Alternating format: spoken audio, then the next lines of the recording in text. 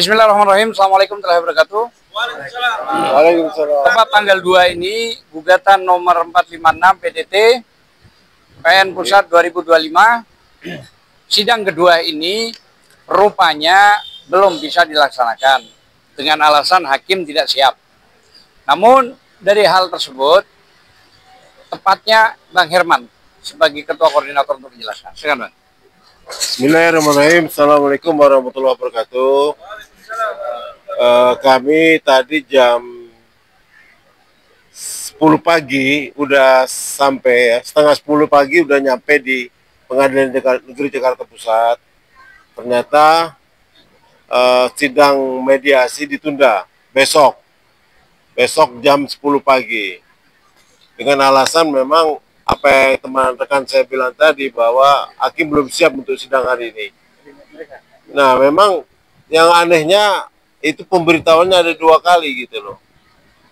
Pertama melalui WhatsApp sidang, yang kedua panggilan melalui resmi ke kantor saya, Posko Tim Hukum Bitor. Nah, ternyata yang benar itu adalah sidang untuk hari Rabu gitu loh. Jadi pemberitahuan WhatsApp. Perlu diketahui bahwa perkara ini ya yang menggugat adalah saudara Paiman. Paiman ini ternyata dia sudah pernah menggugat Universitas Dr. Mustopo, ya, sudah pernah menggugat dan dia menang. Nah, kami masih menyaksikan karena hakimnya itu sama. Hakim pengadilan yang menangani perkara Dr. Mustopo itu dengan sekarang ini sama gitu. Ini kami masih meragukan kredibilitas seorang hakim. Karena nanti malam kami akan rapat membahas masalah ini gitu loh, masalah hakim ini. Kenapa? Karena secara etik, ya, secara etik itu tidak boleh, hakim yang sama itu tidak boleh menangani orang yang sama gitu loh. Seolah-olah ada hakim pesan sponsor di sini. Nah, ini yang kami masih ragukan kredibilitas seorang hakim. Nah, yang kedua, bahwa kemungkinan kita untuk berdamai sulit ya dengan Paiman ini, karena dia mencela-mencele, ya, nggak jelas, ya. Terus kita suruh minta maaf secara sepihak aja, ya mana mau, saya bilang. Ya sama-sama, ya kalau mau damai sama-sama gitu loh. Tidak ada yang dirugikan gitu ya. Nah, dan dia udah ngancam kemana-mana supaya perkara Polda harus segera dinaikkan. Waduh, perkara 15 juta Polda, aduh, nggak kelasnya. Artinya ini memang orang ini mafioso nih, Paiman ini mafioso, ya, karena dia mau mempermainkan dengan power dia, kekuatan dia. Maka kami akan sudah bicara, nanti malam kami akan bicarakan apa langkah-langkah hukum strategis buat Paiman ini. Apakah kita lapor balik, apakah kita persoalkan, ya. Nah, yang ketiga, kami mendapat data ijazahnya Paiman ini nggak jelas. Dia ngaku S1-nya UI, ya, S1-nya UI, tapi tidak ada terdapat data itu, ya. Kita sudah minta ke Badan Informasi Nasional itu, lembaga informasi, dia tidak mau menyerahkan data-data ijazahnya itu. Nah, kami dapat dari Dr. Mustopo, dari teman rekan tadi, Pak ini, itu baik S1, S2, dan S3-nya tidak jelas. Datanya S1 yang nggak jelas. S1-nya tidak jelas. Kami dapat dari lawyernya Dr. Mustopo, yang digugat ini, Pak Satria. Mungkin bisa dijelasin Pak Satria? Ya. Pak. Ya. Silakan. Hanya sedikit Ya, maju Pak. izin menjelaskan, kami menjelaskan bahwa Pak Paiman juga terdaftar saja berkuliah dan mendapatkan gelar S1 dan S2-nya di Universitas Dr. Mustopo. Nah, itu aja, terdaftar saja ya. Tapi kuliahnya terdaftar saja. Nah, Kami tidak, karena kami hanya salah satu dari tim kuasa hukum dari Pak Paiman. ya. Bukan 7 dalam hal itu. Jadi itu ya, artinya apa? Memang kami juga akan mempersoalkan kesarjanaannya Paiman ini gitu loh. Nah, itu nanti kita akan mau melaporkan juga ke tindak pidana pemalsuan ijazah. Ya, mudah-mudahan ada ini. Nah, silakan rekan Azam. Jadi saya simpulkan aja ya, supaya enak Pak gini. Bitor. Ya, mau Anda dulu, nanti Pak Bitor dulu. Nah, nanti saya simpulkan. Ya, Assalamualaikum warahmatullahi wabarakatuh. Jadi dalam pertarungan mencari keadilan antara kita dengan Paiman ini agak lucu-lucu. Dia menghindar untuk menjadi orang di Pramuka. Padahal sejarah dia puluhan tahun atau belasan tahun dia adalah di Pramuka. Dia mengucapkan semua tentang dia melalui perdebatan dengan Roy Suryo adalah waktu di iNews adalah mendekatkan kenyataan bahwa dia adalah pelaku. Jadi dia mau mencari cara untuk menjebak kita dengan berbagai cara. Jadi satu diantaranya adalah tentang 15 juta itu. Nah, dalam perdebatan dia terakhir dengan Roy Suryo waktu dia tidak berani hadir di iNews, 2 kali perdebatan di iNews itu 2 kali dia tidak hadir. Jadi di situ pada waktu Roy Suryo bertanya kepada Paiman bahwa dia sudah pernah melihat ijazah itu berdua dengan Jokowi di rumah Jokowi di atas meja. Artinya kita bisa berasumsi itu saatnya foto berapa tahun yang lalu ketika Paiman mengantar ijazah itu. Jadi kita mau ngelihat bahwa dalam teori reskrim ya, bahwa kita mendapatkan banyak petunjuk.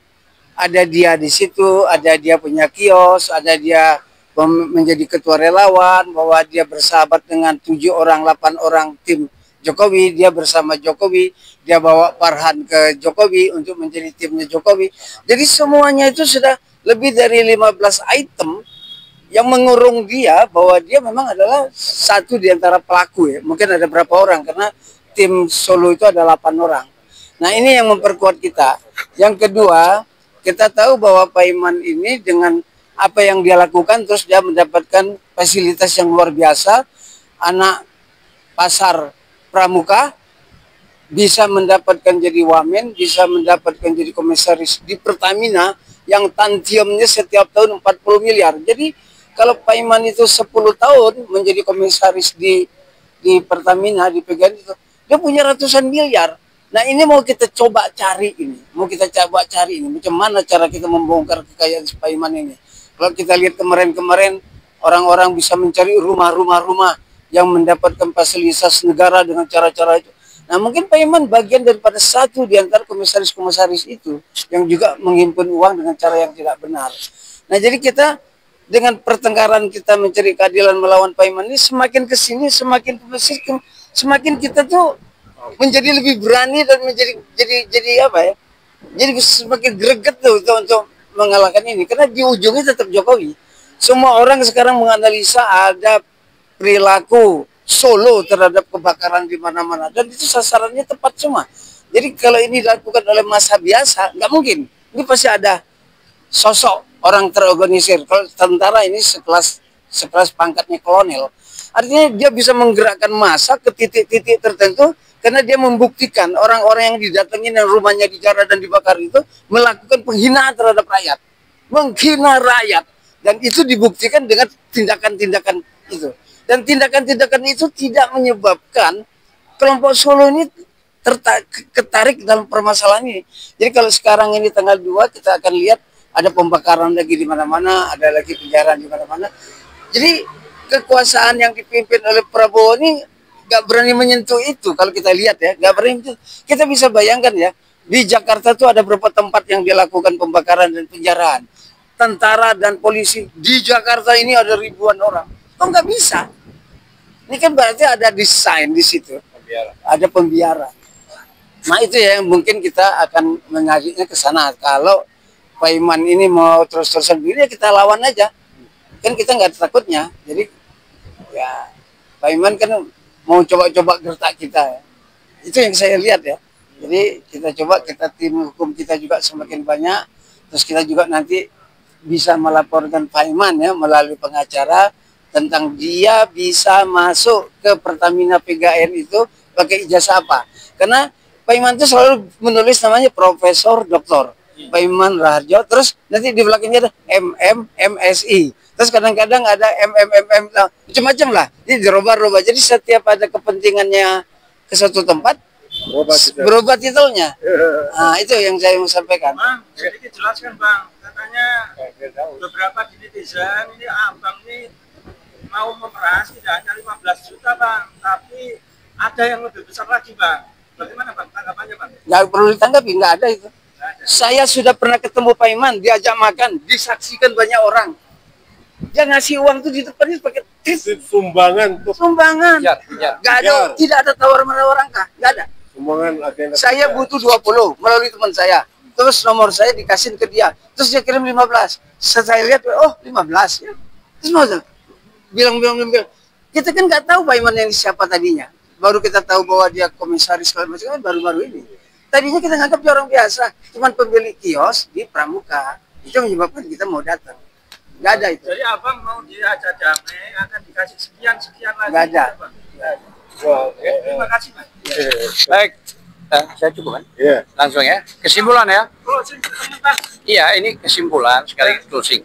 Jadi gini, kesimpulan tadi sudah dijelaskan oleh koordinator kita, Bang Herman Kadir. Pertama, kita akan mengajukan hakim untuk diganti, ya, karena ada kaitannya dengan proses perkara yang terjadi, ya. Yang kedua, inilah fakta bahwa ternyata dari pihak tergugat hadir, penggugat tidak hadir, berarti ada komunikasi nih kayaknya antara penggugat dengan PN. Buktinya nggak ada, satu ekor pun nggak ada yang hadir, ya kan? Nah ini juga diwaspadai ini ya proses ini. Dan yang ketiga, ini yang kedua ya. Dan yang ketiga, tadi sudah dijelaskan tentang masalah kira-kira apakah ada langkah pidana yang akan dilakukan. Insya Allah untuk Pak Iman ya, insya Allah ada. Tentang apa? Tentang 263, 264 sampai 266 tentang pemalsuan proses data itu. Nah, itu nanti kita bicarakan, gitu ya. Dan yang keempat tadi dikaitkan dengan laporan di Polda soal masalah 15 juta. Sangat malu lah urusan 15 juta diperkarakan, satu. Kedua, tidak langsung diminta oleh klien kita, tapi melalui untuk acara apa? Acara reuni pijar, dan terlaksana itu. Berarti uang tersebut sudah terbuai di situ, terlebur di situ, bukan jumlah 15, dia pun juga mengeluarkan. Jadi sangat malu lah kalau 15 diperkarakan hanya dicari-cari. Dan ingat, saat itu juga di iNews ada saya, saksinya karena saya hadir narsum, yang dikatakan oleh Farhad itu pemerasan, dan itu bahaya.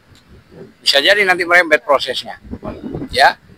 Jadi itu kesimpulannya, dan kesimpulan lain kita akan merapatkan ini sederhana kok, nggak perlu harus serius persoalan perkara ini. Karena kita anggap ini obscure level, jadi kabur. Mungkin itu sekalian plus. Terima kasih. Assalamualaikum warahmatullahi wabarakatuh. Cukup ya? Terima kasih Bang. Ya.